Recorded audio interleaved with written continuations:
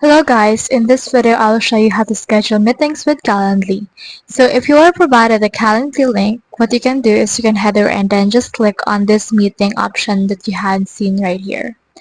Now from in there you should be redirected to this page wherein you can schedule a 30-minute meeting. So this minutes that you can choose from is actually dependent on the settings that is actually added or has been preset by the ones that have sent you that link.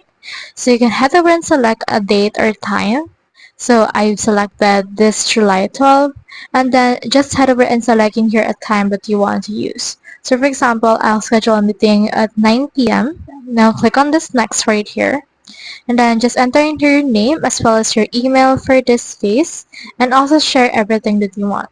Now from in there, just click on the schedule event right here and then once you have done that, you should be able to schedule meetings with Calendly successfully. So that's the whole process. If you have any questions, comment them down below and we'll try our best to answer. Thanks!